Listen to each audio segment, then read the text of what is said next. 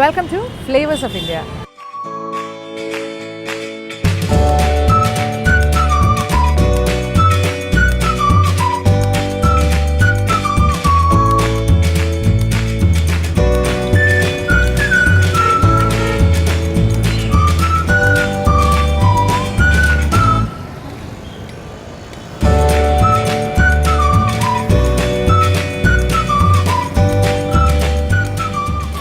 ഇന്ത്യയുടെ യാത്ര നിങ്ങൾ ആസ്വദിച്ചുകൊണ്ടിരിക്കുമ്പോൾ നമ്മൾ ഇന്ത്യയുടെ പല ഭാഗങ്ങളിലൂടെയും സഞ്ചരിച്ച് ഏകദേശം പല സ്റ്റേറ്റ്സിലൂടെയും നമ്മൾ ഒരുപാട് സഞ്ചരിച്ച് കഴിഞ്ഞു, പല സംസ്ഥാനങ്ങളിലൂടെയും. അത് കഴിഞ്ഞിട്ട് നമ്മൾ ഇന്ത്യയിൽ നിന്നും മാറി മറ്റ് കൺട്രീസ് അല്ലെങ്കിൽ മറ്റ് രാജ്യങ്ങളിലേക്കും ചെറിയ ഏഷ്യൻ കൺട്രീസിലേക്കും ഒക്കെ നമ്മൾ സഞ്ചരിച്ചിരുന്നു. അപ്പോൾ ഇടയ്ക്കിടയ്ക്ക് ഇന്ത്യയിലേക്ക് തിരിച്ചു വരുന്ന ഒരു രീതിയും നമുക്കിപ്പോൾ ഉണ്ട്. കാര്യം ഇന്ത്യയുടെ തന്നെ പല ഭാഗങ്ങളും ഇനിയും കാണാൻ ബാക്കിയുണ്ട്. ഒരുപക്ഷെ നമ്മൾ സഞ്ചരിച്ചു കഴിഞ്ഞ് സ്റ്റേറ്റ്സിൽ തന്നെ അല്ലെങ്കിൽ സംസ്ഥാനങ്ങളിൽ തന്നെ ചില ഭാഗങ്ങൾ നമ്മൾ വീണ്ടും വരാനായിട്ട് നമുക്കൊരു പ്രചോദനമാണ്. കാര്യം ആ ഭാഗം നമ്മൾ വിട്ടുപോയിട്ടുണ്ടാകാം, അതല്ലെങ്കിൽ അന്നേരത്തെ ഒരു സമയക്കുറവ് കൊണ്ട് ചിലപ്പോൾ ഒരു പക്ഷേ നമ്മളത് കംപ്ലീറ്റ് ആയിട്ട് കവർ ചെയ്തിട്ടുണ്ടാവില്ല. എന്തായാലും അതുകൊണ്ട് തന്നെ ഇന്ത്യയുടെ ഇതര ഭാഗങ്ങളിലേക്ക് വീണ്ടും സഞ്ചരിക്കാൻ നമുക്ക് സാധിക്കുന്നു എന്നുള്ളതും ഒരു സന്തോഷം തന്നെയാണ്. അപ്പോൾ ഞാനിപ്പോൾ നിൽക്കുന്നത് നമ്മൾ വീണ്ടും ഒരു നോർത്തേൺ സൈഡിലേക്കും ഒക്കെ ഇങ്ങനെ സഞ്ചരിച്ച് തുടങ്ങിയിരിക്കുകയാണ്. സെൻട്രൽ ഇന്ത്യ വിട്ടിട്ട് മുന്നോട്ടുള്ള യാത്രയിലാണ്. ഇതൊരു പ്രധാനപ്പെട്ട സംസ്ഥാനത്തിലേക്ക് നമ്മൾ വീണ്ടും എത്തിയിരിക്കുന്നു, ദ സ്റ്റേറ്റ് ഓഫ് ഗുജറാത്ത്. ഗുജറാത്തിൻ്റെ ഒരുപാട് ഭാഗങ്ങൾ, റൺ ഓഫ് കച്ച്, പിന്നെ എന്താ പറയുക, നമ്മൾ അഹമ്മദാബാദ്, സൂററ്റ്, ഇങ്ങനെയുള്ള സ്ഥലങ്ങളെല്ലാം ഏകദേശം നമ്മൾ കവർ ചെയ്തതാണ്. ആനന്ദ്, ഇതൊക്കെ ഓർക്കുന്നില്ലേ ആ ഭാഗങ്ങളിലൊക്കെ നമ്മൾ പോയത്? എങ്കിലും പോകാത്ത ചില ഭാഗങ്ങൾ ഇനിയും ബാക്കിയുണ്ട്. അപ്പോൾ ഇപ്പോൾ ഞാൻ നിൽക്കുന്നത് വഡോദര എന്ന് പറയുന്ന സ്ഥലത്താണ്. വഡോദര എന്ന് വെച്ചാൽ പഴയ ബറോഡയാണ്. അതും വളരെ പ്രധാനപ്പെട്ട സ്ഥലമാണ്. അപ്പം നമ്മൾ ഇവിടെ നിന്നും യാത്ര തുടങ്ങുന്നു, ബറോഡ എന്നുള്ള വഡോദര. അപ്പോൾ ഇവിടുത്തെ ഏറ്റവും പ്രധാനപ്പെട്ട ഒരു ലാൻഡ്മാർക്ക് ബിൽഡിങ്ങിൻ്റെ ഫ്രണ്ടിൽ എത്തി നിൽക്കുകയാണ്. അവിടെ നിന്നാകട്ടെ നമ്മുടെ യാത്രയുടെ തുടക്കം. ഇത് എൻ്റെ പിന്നിൽ കാണുന്ന നോക്കിക്കോളൂ, ഇവിടുത്തെ ലക്ഷ്മി വിലാസ് പാലസ്. ഏറ്റവും വലിയൊരു കൊട്ടാര സമുച്ചയമാണ് ആ ഗേറ്റിൻ്റെ ഉള്ളിൽ. അതിൻ്റെ എൻട്രൻസ് പോയിന്റിലാണ് നമ്മൾ നിൽക്കുന്നത്, ലക്ഷ്മി വിലാസ് പാലസിൻ്റെ. അപ്പോൾ ഗെയ്ക്വാഡ് ഡൈനാസ്റ്റി അല്ലെങ്കിൽ ഗെയ്ക്വാഡ് രാജാക്കന്മാരുടെ ഭരണമായിരുന്നു ബറോഡയിൽ പണ്ട്. ദാറ്റ് ഈസ് ബ്രിട്ടീഷ് ഇന്ത്യയുടെ കാലത്തെല്ലാം തന്നെ ഇതൊരു പ്രിൻസ്ലി സ്റ്റേറ്റ് ആയിരുന്നു. ബറോഡ ഒരു പ്രിൻസ്ലി സ്റ്റേറ്റ് ആയിരുന്നു. അപ്പോൾ ഗെയ്ക്വാഡ് രാജാക്കന്മാർ, അവർ മറാത്ത രാജാക്കന്മാരാണ് ഭരിച്ചുകൊണ്ടത്. ഇതിപ്പോൾ ഗുജറാത്ത് ആണെങ്കിലും ഇവിടെ മറാത്ത കിങ്ഡം ആയിരുന്നു ഈ ഭാഗത്തെല്ലാം ഭരണം നടത്തിയിരുന്നത്. അപ്പോൾ ഗെയ്ക്വാഡ് എന്ന് പറയുന്ന ഒരു ക്ലാൻ അല്ലെങ്കിൽ ഒരു ഡൈനാസ്റ്റി അല്ലെങ്കിൽ ഒരു കുടുംബം, ഒരു പ്രിൻസ്ലി കുടുംബമാണ് ഇവിടുത്തെ രാജഭരണം കൈകാര്യം ചെയ്തിരുന്നത്. അപ്പോൾ ഗെയ്ക്വാഡ് ഡൈനാസ്റ്റിയുടെ പ്രധാനപ്പെട്ട ആസ്ഥാനമായിരുന്നു അല്ലെങ്കിൽ അവരുടെ കൊട്ടാരമായിരുന്നു ഈ ലക്ഷ്മി വിലാസ് കൊട്ടാരം ഓർ പാലസ്.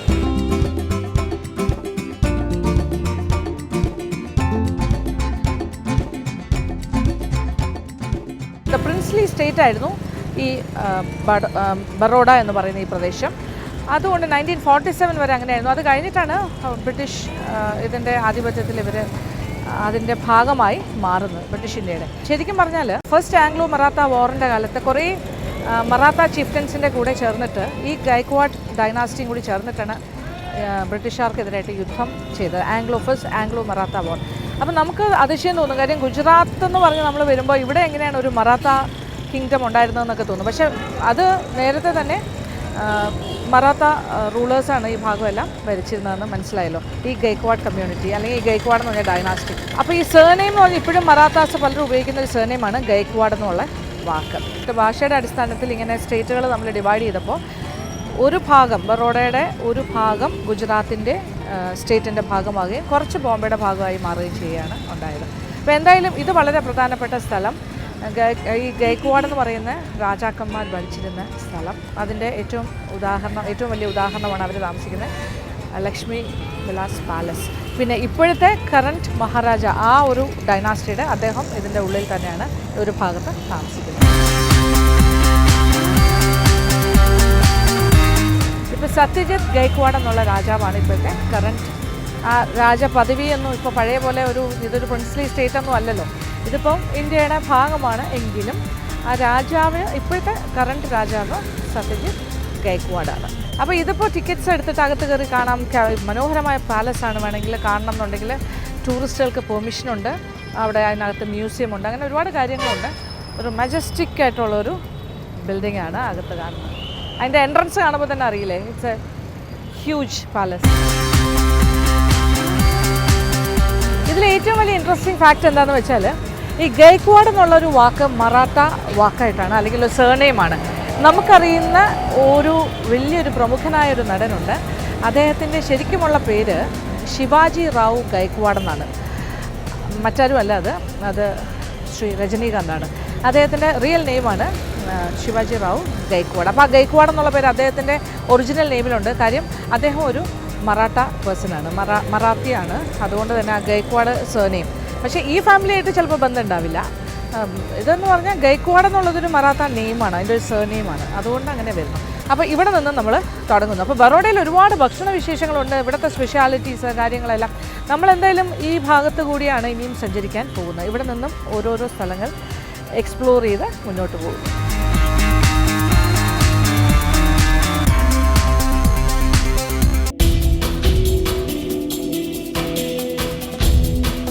ഇപ്പോൾ ബറോഡയുടെ അല്ലെങ്കിൽ വഡോദര എന്ന് പറയുന്ന ഈ സ്ഥലത്തിൻ്റെ സ്ട്രീറ്റ്സിലൂടെ ഇങ്ങനെ നടക്കുകയാണ്. ഇവിടുത്തെ സ്പെഷ്യലായിട്ടുള്ള ഫുഡ് ഐറ്റംസ് തേടിയിട്ട് ഭക്ഷണ വിശേഷങ്ങൾ. അതിലൊരു പ്രധാന കാര്യം എന്ന് പറഞ്ഞാൽ സേവ് ഉസൽ എന്ന് പറയുന്ന, സേവ് എന്ന് പറയുമ്പോൾ എന്താ, നമ്മുടെ മിക്സ്ചർ പോലെ ഒരു കാര്യമാണ് സേവ്. അത് വെച്ചിട്ടുള്ള ഒരു ഇതെല്ലാം എന്താ പറയുക, സ്ട്രീറ്റ് ഫുഡ്സാണ്. പക്ഷേ ഭയങ്കര ഫേമസ് ആണ്. ഇവിടുത്തെ ആൾക്കാർ പണ്ട് തൊട്ടേ അല്ലെങ്കിൽ വർഷങ്ങളായിട്ട് കഴിക്കുന്ന കടകളുണ്ട്. അപ്പോൾ സേവ് ഉസൽ, അതിൻ്റെ ഒരു ഷോപ്പിൻ്റെ ആ ഭാഗം അന്വേഷിച്ചിട്ടാണ് വന്നത്. നമുക്ക് കണ്ടെത്തണം. മഹാകാളി സേവ് ഉസൽ എന്നാണ് ആ കടയുടെ പേര്. ഇവിടെ ഏറ്റവും കൂടുതൽ ആൾക്കാർ വരുന്ന സ്ഥലമാണ്. നമസ്തേ. പിന്നെ മഹാകാളി സേവ് ഉസൽ, സേവ് ഉസൽ എന്നാണ്. അപ്പോൾ സേവ് എന്ന് പറയുമ്പോൾ സേവ് മാത്രമേ ഉള്ളൂ. സേവ് മാത്രം ഉള്ളതിനാണ് സേവ് ഉസൽ എന്ന് പറയുന്നത്. അതിൻ്റെ അതിൽ കടലയും കൂടി ചേർന്ന് വരുമ്പോൾ മിസ്സലാകും. അത് മാറ്റേണ്ട ഒരു കടലക്കറി പോലൊരു കാര്യം. അതിൻ്റെ ചാറോട് കൂടി ഒഴിക്കുന്നു. അപ്പോൾ ആ സേവ് ഇങ്ങനെ പൊങ്ങിക്കിടക്കും. അത് ഗ്രീൻ പീസാണ്, ഗ്രീൻ പീസിൻ്റെ ഒരു കറിയാണ്. അതിൻ്റെ മുകളിൽ സ്പ്രിംഗ് ഓണിയൻ അരിഞ്ഞത്, പിന്നെ ഒരല്പം ബട്ടർ മിൽക്ക്, അതായത് കുറച്ച് കട്ടിയുള്ളൊരു മോര് ഇച്ചിരി, പിന്നെ ചില്ലി ഓയിൽ എന്നിട്ട് ഇതിങ്ങനെ തരും. ഇതാണ് സേവ് ഉസൽ. അതിൻ്റെ കൂടെ ഇങ്ങനെ പാവ് ഇങ്ങനെ പ്രത്യേകിച്ച് തരും. അതിൻ്റെ കൂടെ വീണ്ടും കുറച്ച് സേവ് എല്ലാം സൈഡിൽ എക്സ്ട്രാ കഴിക്കാനുണ്ട്. അത് ഇവിടെ ഒരാൾ എൻ്റെ സൈഡിൽ നിന്ന് കഴിക്കുന്നു. പുള്ളി കഴിക്കുന്നത് നോക്കിയാണ് ഞാനിനി കഴിക്കേണ്ടത്, അത് മനസ്സിലാക്കിയിട്ട്. അതിങ്ങനെ കുറേശ്ശെ ഈ ചാറിങ്ങനെ കുടിച്ചിട്ട്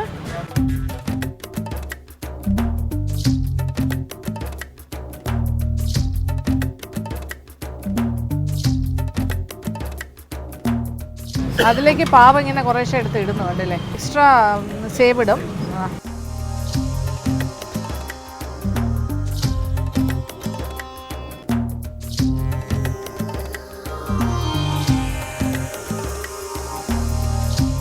എക്സ്ട്രാ സാധനങ്ങളൊക്കെ ഇടുകയാണ്, കണ്ടില്ലേ? അവർക്ക് ആവശ്യമുള്ളതനുസരിച്ച് ചെയ്യാം. ഇതിൽ ലെമൺ ജ്യൂസ്, നാരങ്ങയുടെ നീരുണ്ട്, അത്, ഉപ്പ്, ബ്ലാക്ക് സോൾട്ട് എക്സ്ട്രാ, പിന്നെ ഈ സേവ് അതിനകത്തേക്ക് ഇട്ടിട്ട് ആ പാവം കൂടി കൂട്ടി കഴിക്കണം. ഓ ബി ഹേ, ഓ ഗ്രീൻ ചട്നി ഉണ്ട്, വേണമെന്നുണ്ടെങ്കിൽ ഗ്രീൻ ചട്നി, പച്ചമുളകും മറ്റേ മല്ലിയില എല്ലാം കൂടി അരിച്ച്, പുതിന അതെല്ലാം കൂടി വരുന്ന ഗ്രീൻ ചട്നി, അതും വേണമെങ്കിൽ ഒഴിക്കാം. ഡാലേഗ നൈ. ഞാൻ ചോദിക്കുന്നത് ഇത് ഒഴിക്കുന്നില്ലേ എന്നാണ് ചോദിക്കുക. പക്ഷെ അതിൻ്റെ ആവശ്യമില്ല, അത് വേണമെന്നുണ്ടെങ്കിൽ മതിയല്ലോ. ഓരോരുത്തരുടെ ടേസ്റ്റ് അനുസരിച്ചാണ്. കുറച്ചുകൂടെ സ്പൈസി ആക്കണമെന്നുണ്ടെങ്കിൽ ഇതും കൂടി ഒഴിക്കും. പുള്ളിക്ക് അത് വേണ്ടാന്ന് പറഞ്ഞു. ഇപ്പം തന്നെ നല്ല എരിവാണ്, കാര്യം നല്ല ആ ചില്ലി ഓയിൽ ഒഴിക്കുമ്പോൾ തന്നെ ഒരു എരിവ് വരും. അപ്പോൾ ഇതിങ്ങനെയാണ് അതിൻ്റെ സംഭവം, മനസ്സിലായി? ഒരു ഗ്രീൻ പീസ് കറിയുണ്ട്, അതിൻ്റെ ചാറ്, അതിലിങ്ങനെ സേവ് മിക്സ് ചെയ്ത്, അപ്പോൾ സേവ് അങ്ങനെ സോഫ്റ്റ് ആവും. നല്ല എരിവൊക്കെ ഉണ്ട്. പിന്നെ ഈ സേവ് കഴിച്ച് തീരുമ്പോൾ പിന്നെ സേവ് എക്സ്ട്രാ ഉണ്ട്, അതെടുത്ത് പിന്നെ ഇതിങ്ങനെ മുക്കിയിട്ട് പാവിൻ്റെയും കൂടെ കടയ്ക്ക് കഴിക്കണം. പിന്നെ എക്സ്ട്രാ സേവ് വേണമെങ്കിൽ ഇങ്ങനെ ഇടാം. അതാണ് എക്സ്ട്രാ വേണമെന്നുണ്ടെങ്കിൽ എക്സ്ട്രാ ഇടാം. പിന്നെ ഇതിനകത്ത് പുളി വേണമെങ്കിൽ നാരങ്ങ നീരിച്ചിര വേണമെങ്കിൽ ഒഴിക്കാം. അപ്പോൾ അത് പുളിയാകും. അപ്പോൾ ഉപ്പ് കുറവാണെന്ന് തോന്നിയാൽ ഇച്ചിരി ഉപ്പ് വേണമെങ്കിൽ ഉപ്പും ഇടാം. എല്ലാം എക്സ്ട്രാ തരും. ഇവിടെ വെച്ചിട്ടുണ്ട്.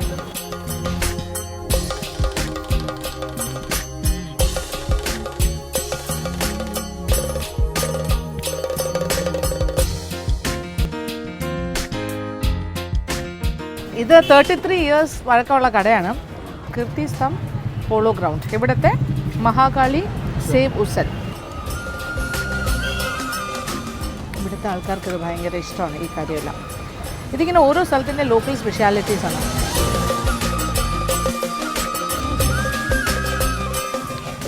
അപ്പോൾ നമ്മൾ ബറോഡ സ്പെഷ്യലാണ് ഇപ്പോൾ കഴിച്ചുകൊണ്ടിരിക്കുന്നത്. Very interesting. ഇതിൻ്റെ പ്രൈസ് എന്ന് പറയുന്നത് 30 രൂപയാണ് ഒരു ബൗളിന്. പക്ഷേ ഭയങ്കര ഫില്ലിംഗ് ആണ്. 3 പാവുണ്ടാകും, ഇത് നിറച്ചൊരു ബൗൾ നിറച്ച് കറി ഉണ്ടാകും, സേവ് എല്ലാം കൂടി ആകുമ്പോൾ വെരി ഫില്ലിംഗ്. ഇവിടെ ബ്രേക്ക്ഫാസ്റ്റ് പോലെ കഴിക്കുന്നുണ്ട് ആൾക്കാർ. ഇന്നത്തെ ബ്രേക്ക്ഫാസ്റ്റ് ഇവിടെ നിന്ന് തുടങ്ങുന്നു. Okay, thank you.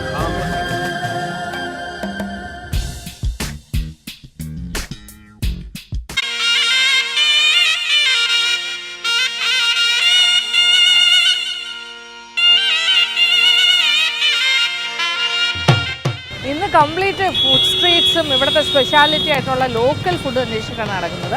ഇത് മറ്റൊരു സ്ഥലത്തേക്കാണ് ഞാനിപ്പോൾ എത്തിയിരിക്കുന്നത്. മറ്റൊരു സ്ഥലം വെച്ചാൽ ബറോഡയിൽ തന്നെയാണ്, ദാറ്റ് ഈസ് വഡോദരയിലാണ്. ഇതും ഒരു പഴയ ഷോപ്പ്, ദുലേറാം പേട. ഭയങ്കര ഫേമസ് ആണ് ഇവരുടെ റെഡ് കളറിലെ പേട.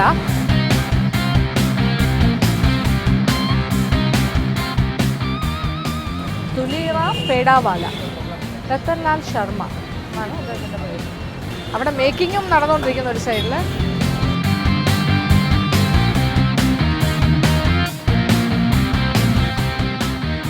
ഈ പേടയുടെ മേക്കിംഗ് ആണ് ഇവിടെ നടന്നുകൊണ്ടിരിക്കുന്നത്. ഇത് ഭയങ്കര ഡിഫറെൻ്റ് ആണ്. ഇവിടുത്തെ ഇതുപോലത്തെ പേട വേറെ ഒരിടത്തും കിട്ടില്ല. ഇത് ഇവിടുത്തെ മാത്രം സ്പെഷ്യലാണ്. അപ്പം 4 സ്റ്റേജസ് ആയിട്ടാണ്. ആദ്യം മാവ ഇങ്ങനെ അടുപ്പിലിട്ടിട്ട് കുത്തി അത് ചൂടാക്കി പൊടിച്ച് വരും. അത് കഴിഞ്ഞ് അടുത്ത സ്റ്റേജിൽ അതിൽ പഞ്ചസാര ഹൈ ക്വാളിറ്റി ഇട്ടിട്ട് ഇളക്കി ഡാർക്ക് ബ്രൗൺ കളറായിട്ട് അത് മുരിച്ചെടുക്കുന്നു. അത് കഴിഞ്ഞിട്ട് 3ാമത്തെ സ്റ്റേജ് അത് അവിടെ എടുത്തുകൊണ്ട് പോയി ഏലക്കാപ്പൊടി അങ്ങനത്തെ കാര്യങ്ങളൊക്കെ ചേർക്കുന്നു. 4ാമത്തെ സ്റ്റേജിൽ അത് ഷേപ്പ് ചെയ്യുന്നു. ഇങ്ങനെയാണ് ഈ ഒരു പേട മേക്കിംഗ് സംഭവിക്കുന്നത്. 140 വർഷം പഴക്കമുണ്ട്. 4th generation ഷോപ്പാണിത്. ദുലേറാം എന്ന് പറഞ്ഞ അദ്ദേഹമാണ് ഇത്. ഈ അറ്റത്തിരിക്കുന്ന ആൾ, പുള്ളിയാണ് അതിൻ്റെ ഓണർ, ഇത് സ്റ്റാർട്ട് ചെയ്തത്. ഈ ബാക്കി 2 ആൾക്കാരെ കാണിക്കുന്ന ദുലേറാം എന്ന് പറയുന്ന അദ്ദേഹത്തിൻ്റെ അച്ഛൻ്റെ അച്ഛൻ. ഇതാണ് ഇപ്പോഴത്തെ ഓണർ. ദുലേറാംജിയുടെ ചെറുമക്കളുടെ ഭാര്യയാണ്. അപ്പോൾ അടുത്ത സ്റ്റേജാണ്. പല ജനറേഷൻ കഴിഞ്ഞിട്ടുള്ളതാണ്. പുള്ളിക്കാരിയാണ് എൻ്റെ ഓണർ. 5 ജനറേഷൻ. അപ്പം മകളെന്നും പറയാൻ പറ്റില്ല, ഒരു 5ാമത്തെ ജനറേഷൻ. ഇത് ഏതാണ്ട് 130 വർഷം പഴക്കമുള്ള ഷോപ്പാണ്. അത് തുടങ്ങിയ കാലം ഒന്ന് ആലോചിച്ച് നോക്കി. 130 years ബാക്ക് എന്ന് പറയുമ്പോൾ ബ്രിട്ടീഷുകാരുള്ള when the British people were here. Yes. That time. സാഹിബിൻ്റെ കാലത്തുള്ള കടയാണ്. ഗെയ്ക്വാഡ് രാജയുടെ പ്രിൻസ്ലി സ്റ്റേറ്റിൻ്റെ ആ കാലഘട്ടത്തിലെ ഡൽഹി. ഓക്കെ, ആ കാലം തൊട്ട് തുടങ്ങിയതാണ് ഈ ഒരു ഷോപ്പ്. അപ്പോൾ അന്ന് ഇത്രയും വലിയ ഷോപ്പായിരിക്കില്ല, ചെറിയൊരു ഇതായിരിക്കും. ഇങ്ങനെ സ്റ്റാർട്ട് ചെയ്തതാണ് ഈ പേട മേക്കിംഗ്.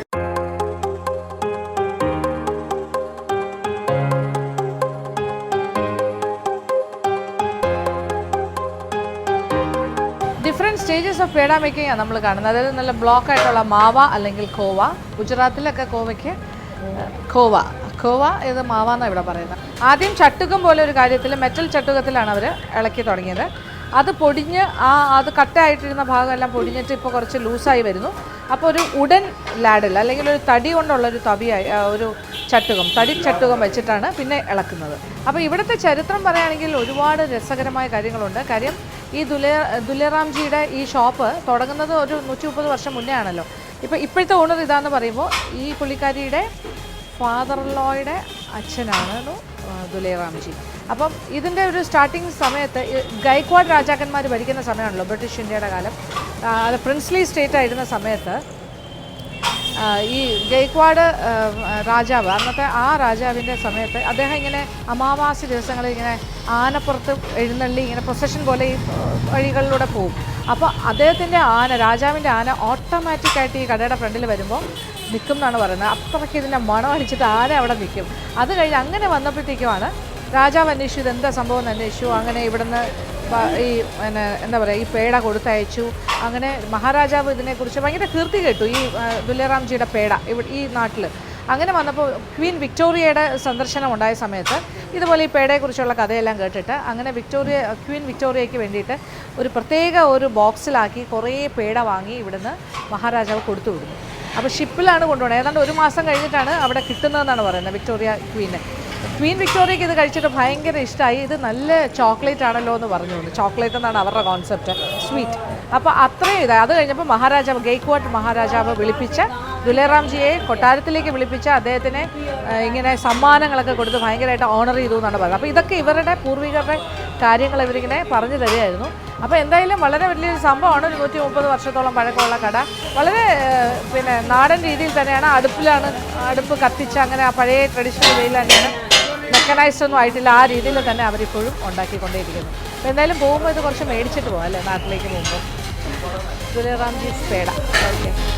അപ്പോൾ അവർ എവിടുത്തുകാരാണ്? ഇവർ ഗുജറാത്തീസ് ആണെന്ന് വെച്ചാൽ ശരിക്കും ടിപ്പിക്കൽ അല്ല. ഇവരെല്ലാം മൈഗ്രേറ്റ് ചെയ്ത് ഇവിടെ വന്ന ആൾക്കാരാണ്. ഇവർ ജഗീന എന്ന് പറയുന്ന ഒരു ഗ്രാമത്തിൽ നിന്നും വർഷങ്ങൾക്ക് മുന്നേ, ജഗീന ദുലേറാംജിയുടെയൊക്കെ ആ പീരീഡിൽ, ജഗീന എന്ന് പറയുന്നത് UP രാജസ്ഥാൻ ബോർഡറിലെ ഒരു ഗ്രാമമാണ്. മധുര വൃന്ദാവൻ അടുത്തുള്ളൊരു ഗ്രാമമാണ് ജഗീന. അവിടെ നിന്നും ഇവിടെ വന്ന് സെറ്റിൽ ഡൗൺ ചെയ്ത ആൾക്കാരാണ് ഈ വഡോദരയിൽ. അപ്പോൾ അങ്ങനെയാണ് അവർ UP രാജസ്ഥാൻ ബോർഡർ പീപ്പിളായിരുന്നു. പക്ഷേ ദുലേറാംജിയുടെ പീരീഡ് തൊട്ടിട്ട് അങ്ങ് ഫേമസ് ആയി ഈ പേട മേക്കിംഗ് എല്ലാം. അപ്പോൾ അതങ്ങനെ തന്നെ അദ്ദേഹം കണ്ടുപിടിച്ച് കൊടുത്ത ആ മെത്തേഡിൽ ഇപ്പോഴും 4 ജനറേഷൻ കഴിഞ്ഞിട്ടും അതങ്ങനെ തന്നെ കൊണ്ടുപോകുന്നു, 4th ജനറേഷൻ ഉൾപ്പെടെ. നോക്കൂ, നല്ല അധ്വാനമുള്ള ജോലിയാണ്. ആദ്യത്തെ സ്റ്റേജിൽ നിന്ന് രണ്ടാമത്തെ സ്റ്റേജിൽ നിന്ന് ഇതിനെ ഇനി ഒരു 3 മണിക്കൂർ എടുക്കും എന്നാണ്. 3-4 മണിക്കൂർ കൊണ്ടാണ് ആ പേട മേക്കിങ് കംപ്ലീറ്റ് ആകുന്നത്.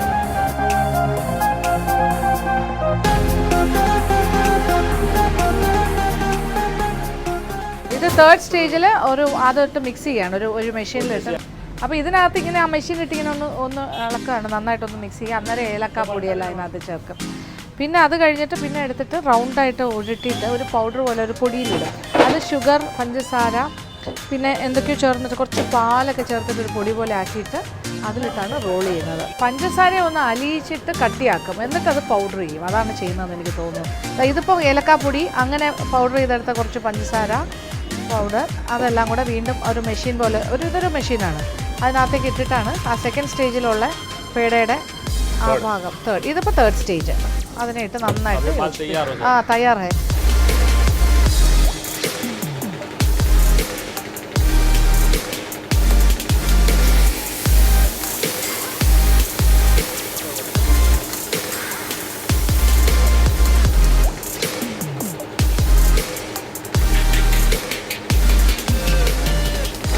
ഇത് 4th സ്റ്റേജാണ്. 4ാമത്തെ സ്റ്റേജ് കാണാനിത് മെഷീനാണ് ഇത് കാര്യം ചെയ്യുന്നത്. നമ്മളിപ്പോൾ 3 സ്റ്റേജ് കണ്ടല്ലോ. അപ്പോൾ ആദ്യത്തെ സ്റ്റേജിൽ മാവ ഇങ്ങനെ കട്ടിയായിരുന്നതിനെ ഇങ്ങനെ ലൂസാക്കി അതിങ്ങനെ ഇളക്കുന്നു. അതെല്ലാം മാനുവലാണ്. 2nd സ്റ്റേജ് ലൂസായി കഴിഞ്ഞത്. പിന്നെ 3rd സ്റ്റേജ് കണ്ടു. ഇപ്പോൾ 4ാമത്തെ സ്റ്റേജ് ആ നന്നായിട്ട് കുഴച്ചെടുത്ത് പേട അതുവഴി വന്ന് ഈ ട്യൂബ് വഴി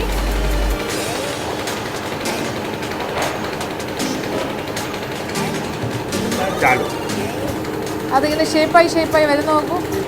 അവിടെ നിന്ന് ഉരുണ്ട് ഇങ്ങോട്ട് വരണം. അപ്പോൾ അവിടെ ഒരാൾ ഇരുന്ന് ഇങ്ങനെ റോൾ ചെയ്ത് ഇത് നല്ല ഫ്രഷ് ആയിട്ട് ഇപ്പം ഉണ്ടാക്കിയതാണ്. ഭയങ്കര സോഫ്റ്റ്.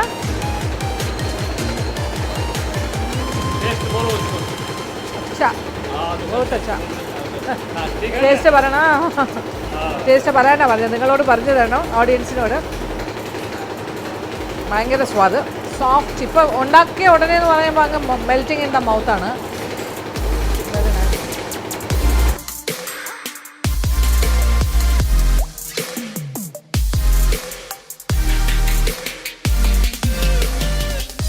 അങ്ങനെ ദുലാറാംജിയുടെ പേട മേക്കിംഗ് ആണ് നമ്മളിപ്പോൾ കണ്ടത്. ഇത് ഇപ്പോഴത്തെ ലേറ്റസ്റ്റ് ആയിട്ടാണ് എല്ലാ കാര്യങ്ങളും അവർ ചെയ്തത്. പക്ഷേ ആ ട്രഡീഷണൽ വേ ഓഫ് മേക്കിങ്ങിന് ഒരു മാറ്റവും വന്നിട്ടില്ല. അദ്ദേഹം എങ്ങനെയാണോ ചെയ്തുകൊണ്ടിരുന്നത് എല്ലാം അന്ന് കൈകൊണ്ട് തന്നെയാണ് എല്ലാം. പക്ഷേ ഇപ്പോൾ വോളിയം കൂടിയിട്ടുണ്ട്, ഒരുപാട് വോളിയം ഉണ്ട്. ഇവർക്ക് ഏജൻസീസിനൊന്നും കൊടുത്തിട്ടില്ല, അവർ ഡയറക്റ്റാണ്. ആർക്ക് വേണമെങ്കിലും ഇവിടെ വന്ന് തന്നെ വാങ്ങണം. അദ്ദേഹത്തിൻ്റെ ഫുൾ നെയിമാണ് ദുലിറാം രത്തൻലാൽ ശർമ്മ. അങ്ങനെ ദുലാറാംജിയുടെ പേരിൽ അറിയപ്പെടുന്ന പേട അദ്ദേഹം ഉണ്ടാക്കി. അദ്ദേഹം മരിച്ചു കഴിഞ്ഞിട്ടും അദ്ദേഹത്തിൻ്റെ യശസ് നിലനിർത്തുന്നത് ഈ ഒരു വിഭവമാണെന്ന് ആലോചിച്ച് നോക്കൂ. എത്ര ജനറേഷൻ, 4 ജനറേഷൻസ് ആയി കഴിഞ്ഞു. ഇപ്പോഴത്തെ ഓണർ കമലാ ബഹൻ അല്ലായിരുന്നു. കമലാ ബഹൻ്റെ മക്കളുണ്ട് ഇനി അടുത്ത ജനറേഷന്. ഇവിടുത്തെ പ്രധാനപ്പെട്ട ഒരു സ്റ്റാഫാണ് ശിവ ബഹാദൂർ ഠാക്കൂർ. ഇദ്ദേഹം ബനാറസ് എന്ന് വന്ന ആളാണ്. ഇദ്ദേഹത്തിന് ഇതിൻ്റെ ഏറ്റവും വലിയ പ്രത്യേകത എന്ന് വെച്ചാൽ പുള്ളിയുടെ 2 ജനറേഷൻ ബാക്കും ഇവിടെ തന്നെയായിരുന്നു ജോലി ചെയ്തിരുന്നത്. അദ്ദേഹത്തിൻ്റെ അച്ഛൻ, അച്ഛൻ്റെ അച്ഛൻ എല്ലാവരും തന്നെ ഈ ദുലൈറാംജിയുടെ സ്റ്റാഫായിരുന്നു. ഈ ഒരു പേട മേക്കിങ്ങിൻ്റെ ഇവിടെ തന്നെയാണ്. അപ്പം സ്റ്റാഫിൻ്റെ കാര്യത്തിലും ജനറേഷൻസ് പിന്നിലേക്ക് ഉള്ള ആൾക്കാരുണ്ട്. അതും ഇങ്ങനെ ഒരു ലൈനായിട്ട്. പക്ഷേ ഓക്കെ ഇദ്ദേഹത്തിൻ്റെ 12 വയസ്സിലുള്ള ആ സമയത്ത് ഇവിടേക്ക് വന്നതാണ്. ഇദ്ദേഹത്തിൻ്റെ അച്ഛൻ, അദ്ദേഹത്തിൻ്റെ അച്ഛൻ്റെ അച്ഛൻ എല്ലാവരും തന്നെ ദുലൈറാംജിയുടെ കൂടെ ഈ ഒരു പേട മേക്കിങ്ങിൻ്റെ ഭാഗമായിരുന്നു. അപ്പോൾ ഇനി അടുത്ത ജനറേഷൻ ആരാണെന്ന് ചോദിച്ചാൽ ആരുമില്ല. അദ്ദേഹത്തിൻ്റെ മക്കളെല്ലാം പഠിച്ച ഓഫീസേഴ്സൊക്കെ ആയിട്ട് പല ഭാഗത്തും.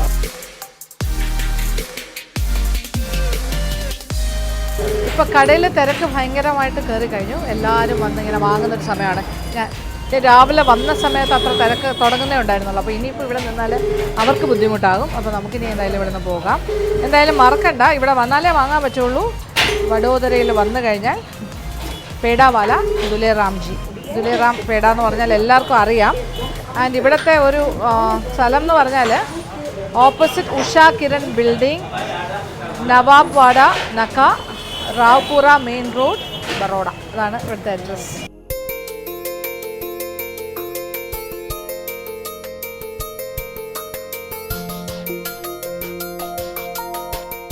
ഇതാണ് സംഗതി, കണ്ടില്ലേ? ഇതാ ഈ ഒരു ഫോമിലേക്ക് ആയി വരുന്നു. ഇതിങ്ങനെ